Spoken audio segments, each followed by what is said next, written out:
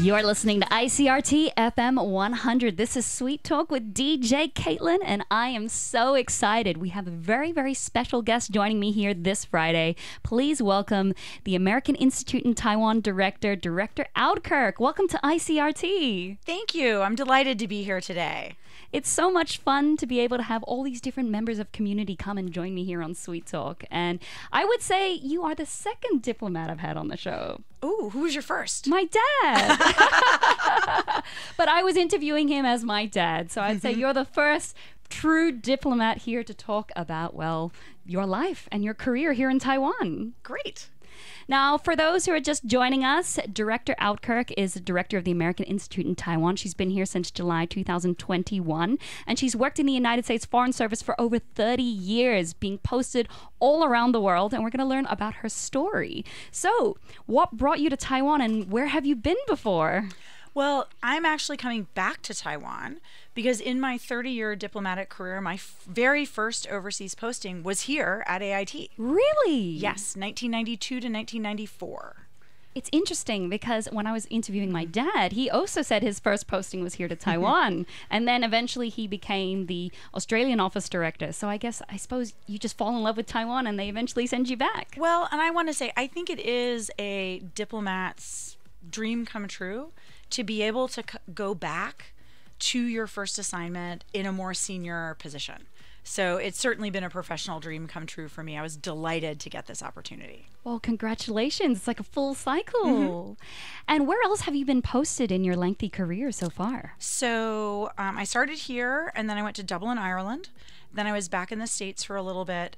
Then my husband joined the Foreign Service. We went to Ankara, Turkey together, Kingston, Jamaica, to Istanbul, Turkey. Then did some language training. He took Mandarin. I took refresher Mandarin, remedial Mandarin. We went to the PRC for 4 years. We're back in DC for a long time to get our two older kids through high school. And now I'm here. Wow, you've literally been all around the world. Yes. Are there any countries that you wish you could have gotten posted to? Oh boy, there are many places that would be lovely to go to. I don't think anyone would turn down an offer to go to, say, Rome, Australia. There are just so many opportunities all around the world. I bet. And so what led you to join the U.S. Foreign Service at the beginning? Did you want to travel? So what led me to join the U.S. Foreign Service in the beginning was peer pressure. Peer pressure. Peer pressure. So I did my undergraduate work at Georgetown University School of Foreign Service, and I am not kidding. Every single person in that school who was a U.S. citizen and eligible to take the Foreign Service exam took it. I mean, if you were like too lazy to fill the forms out, you really got a lot of peer pressure. And so I went along with everybody else. I had been hoping actually to go to graduate school in economics, but I took the test. I passed it. I got offered a job, and my parents were like, "What is wrong with you, Sandra? They're offering you money." And there led to an amazing career that you've had so far. That's right. Now, as the director of AIT, what are some of your key goals or priorities that you've had set out for your tenure here? So we have a bunch of policy priorities. We look at working with Taiwan to help bolster Taiwan's self-defense, working with partners here on global supply chain resilience, particularly in high tech, but really in a bunch of other industries as well. Helping Taiwan with international space, so access to the international community, and then, of course, people-to-people ties, like what I'm doing right now, and just general trade relations. And what's your most, favorite part of the job? There's so many different areas that you cover. So I just think this is a wonderful job, and my favorite part of it is that every week is different. You know, some weeks I am going to a machine tools show. Some weeks I'm on the radio. Other times I get to go travel. So earlier this summer, I got to go to the balloon festival in Taidong. That was a real very first time I'd ever been in a hot air balloon before. You went in the hot air balloon? I went up in the hot air balloon. It was amazing. So you truly do have a different week every week. Every week. That is so exciting. Well, we're going to play another track for you. This is one that you've selected by Queen and David Bowie called Under Pressure. Is there a reason why you selected this song? Well, I feel feel like sometimes in my job, I feel like I'm under pressure, and I like to listen to the song. I'm also a huge David Bowie fan. Good choice. Well, enjoy this one by Queen and David Bowie, Under Pressure, and stay tuned. We'll have more from director Oudkirk all the way until 3 p.m., so don't turn that dial. You know you have to stay here at ICRT. I hope you like 80s music, because almost all the songs that our guest director Oudkirk has selected has been 80s music like the one you just heard, and you've got great taste, by the way. I will say that. Well, if you're just joining us, welcome to ICRT's Sweet Talk, where today we have a very, very special guest. We have AIT, American Institute in Taiwan, director Sandra Oudkirk joining me on air. We were talking a little bit about your career, but I want to ask some fun questions now. So, if you could have a diplomatic dinner with any fictional character, who would it be and what would you discuss about? So I am a mystery fan, and I really like Agatha Christie. So I think the diplomatic dinner for sure would be Hercule Poirot. Really? Because he loves food. He would be super interesting, and we would talk about whatever he was thinking about, because he's always thinking about things and investigating things. I love Agatha Christie. I remember growing up and reading all her books as we would travel, and I would just wish that we could go to that country that she was talking about. Good choice, good choice. Now, because you are the AIT director, so you're representing the United States here in Taiwan, if the US and Taiwan have some sort of cultural exchange, what unique American cultural aspect or tradition would you introduce to Taiwan, and then vice versa? So, oh dear, I don't know what unique thing I would introduce, because America is so diverse. We're so large. But I think the place where we could have an exchange and people would feel comfortable and at home is if we transported Americans who were used to our state fairs to night markets, and Taiwanese people who are used to night markets to the state fairs. So the state fairs have a little bit of an agricultural competition aspect that would be different here. But one thing that's like definitely in common is like enormous amounts of deep fried food. And they could compete on deep fried pork chop, which is a big deal in America and a big deal here. I love this answer. And what's a state fair like for those who've never been to one? So I have only been to the state fair, the Florida State Fair, which is the Strawberry Festival and held in February, because our weather is more like Taiwan's than, like Europe's. But no, it's usually there's like a big fairground, and you have the agricultural side of it, like who, raised the best pig, who has the most beautiful chickens is over on one side. And then there's going to be sort of fruits and vegetables, flower arranging, pie making, that sort of thing. And then there's an enormous arcade where you can throw darts at balloons and get a prize, where you can, play those sort of carnival games.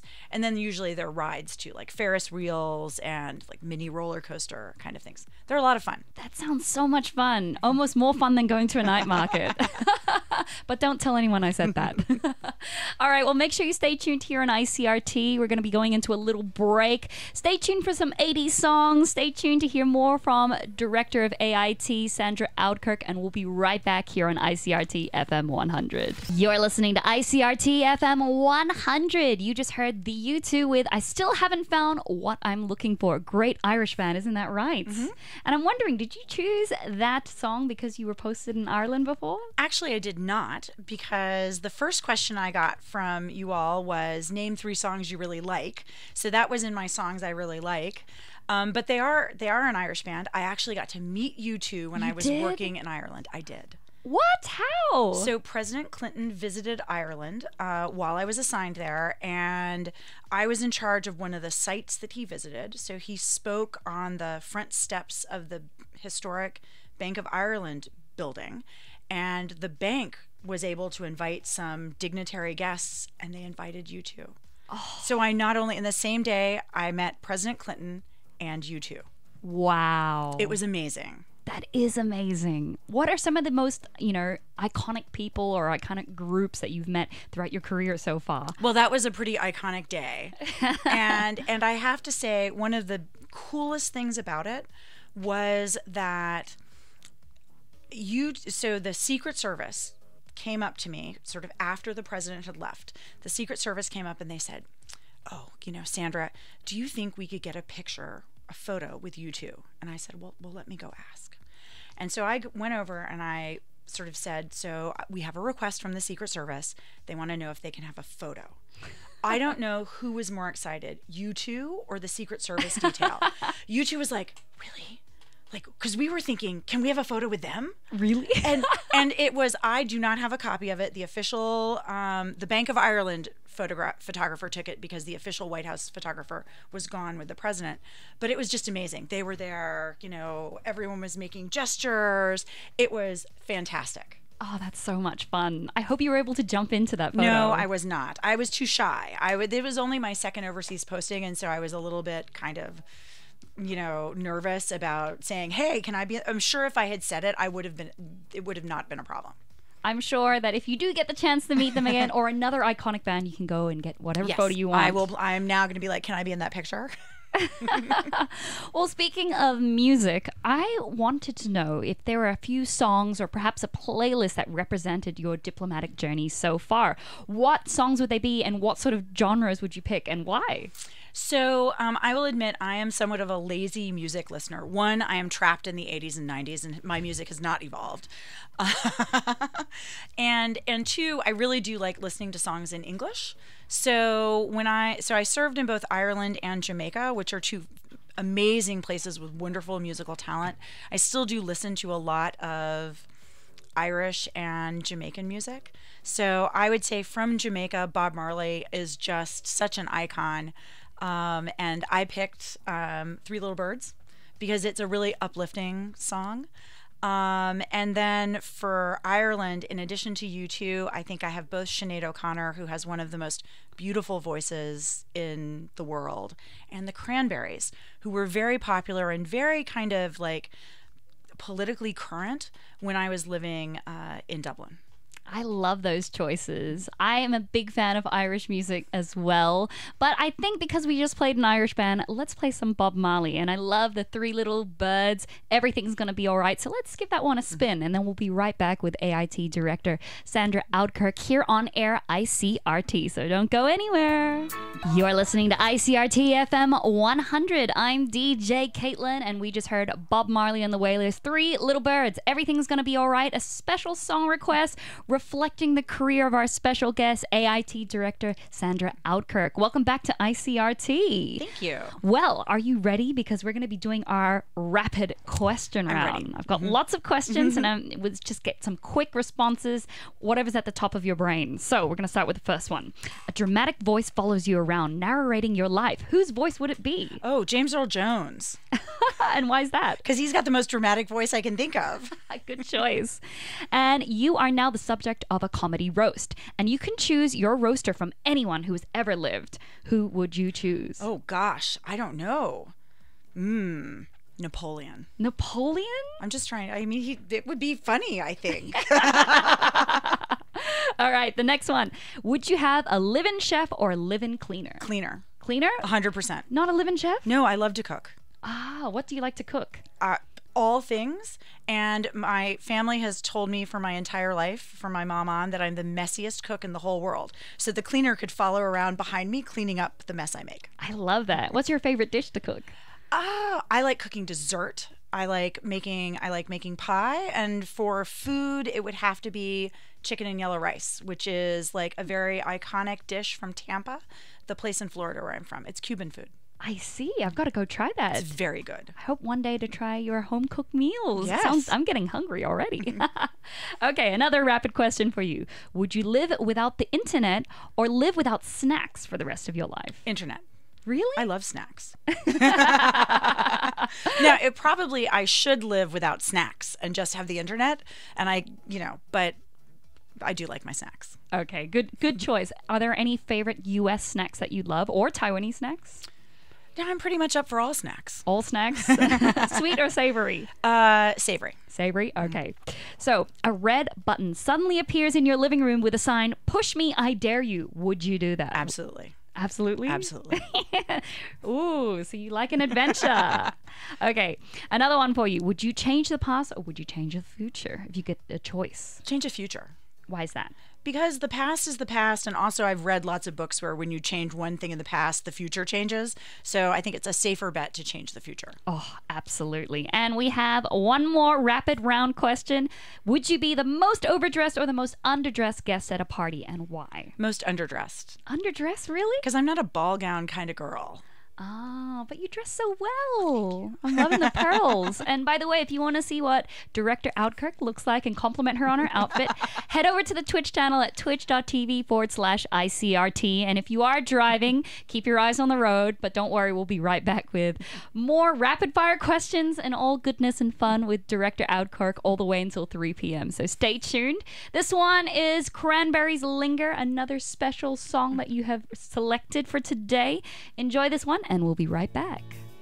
You just heard Dolly Parton 9 to 5, and I hope you're not working 9 to 5 today. Well, most of us are.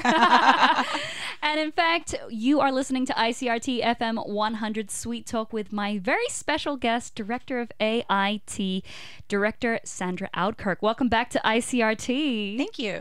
It's been so much fun having you here on air today. I'm learning a lot about the diplomatic career, learning a lot about, your adventures, some of the stories that you've experienced. But I want to know more about your current role. Now, I want to know, what do you envision for the future of cooperation and friendship between the U.S. and Taiwan? So we have just a wonderful relationship with Taiwan. I would say people-to-people ties are the foundation of that relationship. So during COVID, of course, travel back and forth, travel everywhere in the world kind of stopped. We're not quite back to pre-pandemic levels, but we're getting there and we're moving fast. So seeing students go back, seeing business travelers come here. I have, over the course of the last year, been this sort of emergency contact for at least two American students, family friends who've come out here to do Mandarin language training, which is awfully nice. And just so I think cooperation there, working on sort of Mandarin training in the US and English training here, but also we do a lot of work with the corporate sector. So encouraging Taiwanese investment in the United States, supporting American investment here, smoothing out, trade issues. We have a very, very close relationship with Taiwan in terms of trade and investment, and it's something that we're really proud of. Absolutely. I can just see the ties and just how there's a lot of, U.S. culture here in Taiwan. That was something when I moved here, I noticed that, wow, I kind of can get around here. And a lot of people speak English and have, studied in the U.S. So keep up the good work. Thank you. Now, are there any upcoming events or initiatives, or is there anything that's happening with AIT over the next few months that you're looking forward to, or any sort of projects that you're looking forward to? So we're a little bit of a lull right now because it's the summer, but I would say if anyone is interested in learning about what we're going to be doing at AIT, you should follow us on Facebook or Instagram, whatever your favorite sort of source of social media is, because whenever we're going to do something, we post it there. Fantastic. So make sure to check out the AIT social media channels. I'll be sure to put those on the ICRT Twitch channel at twitch.tv/ICRT, and give them a like, follow, share, comment, and then you can keep up with what Director Oudkirk is up to.